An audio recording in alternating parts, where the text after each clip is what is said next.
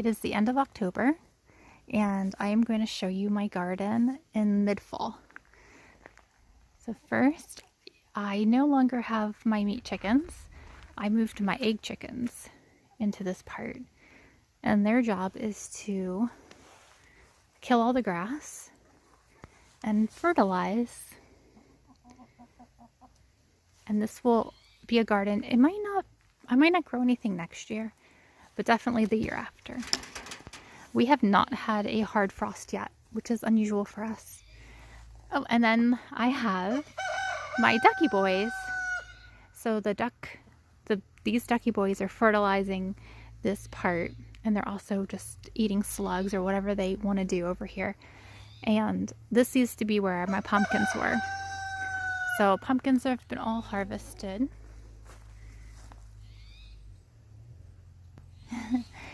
And I had my corn back here. That's been all harvested. I do have some kale that I don't remember planting, but it's back here. And kale in this climate where I live usually survives the winter. And then this is my carrot bed. And I will actually harvest the carrots in late December or January. As you can see, I actually had a light frost, but we have not had a heavy frost. If we had a heavy frost, all of these leaves would be dead. And most of the stuff we've harvested, but not everything yet. I've got some little beet leaves, little beets down here. Let's see, in the hoop house. Got a little bit of basil left. I might pick more. I might have enough though. I've got a couple tomatoes and my volunteer pumpkin plant has some more pumpkins to harvest. And I also have kale, and the kale in here is going to survive all winter easily. But yeah. Oh, let me show you what else I have. So back here, I harvested all my beans from the trellis. I've got beets that are still good back here, so I have to get them.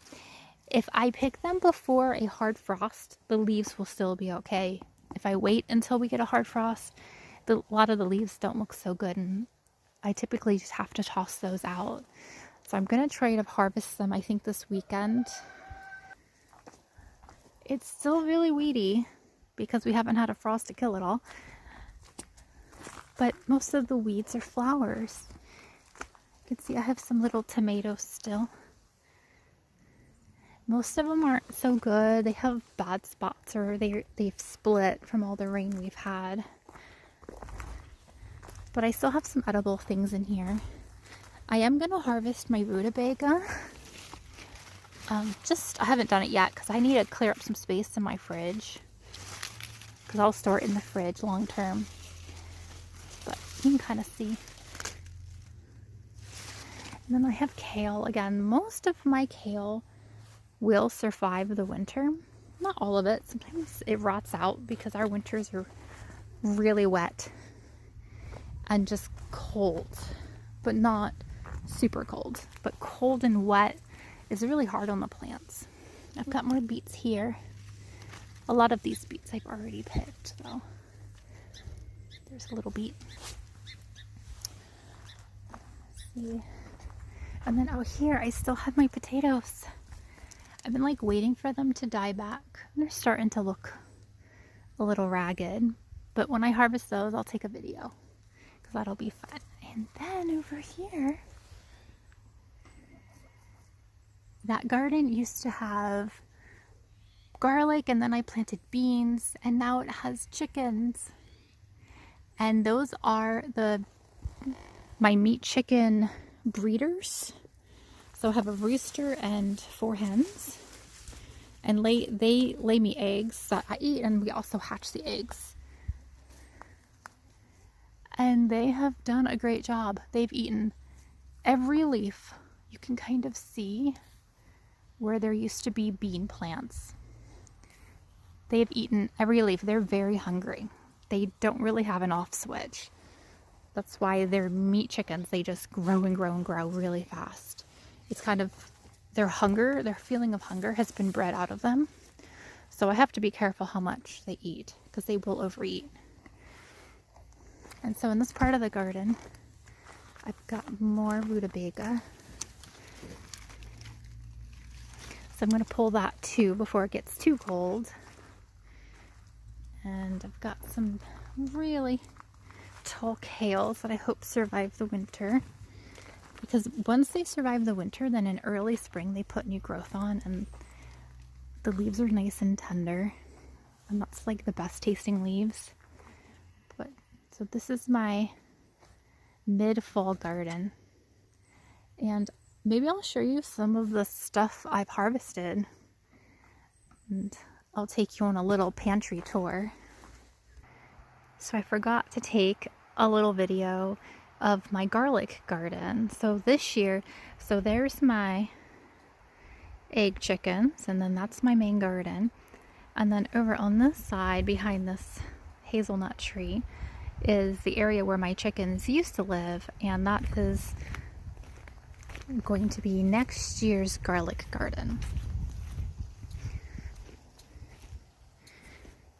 So my main garden is right on the other side of these raspberries and blackberries.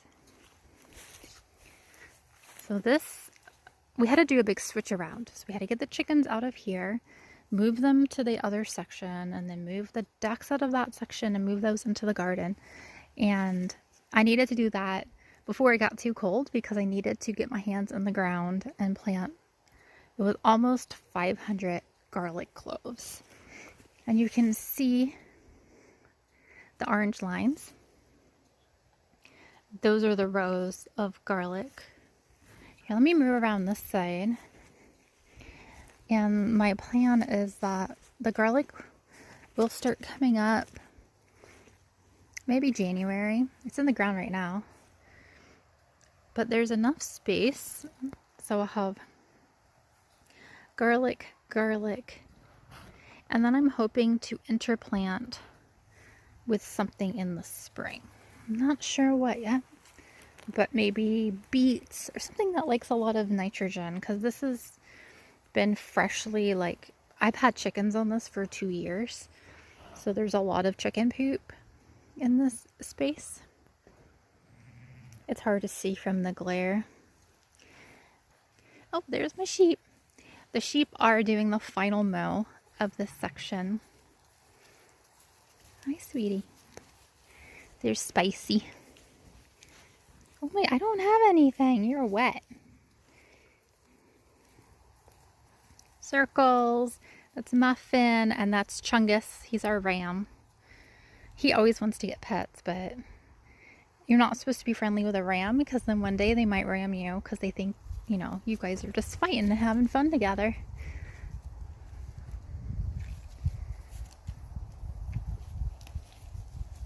All right, well, I'm going to get out of your space.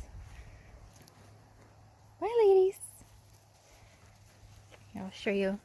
This is all that keeps the sheep in. They're trained to not go past that wire.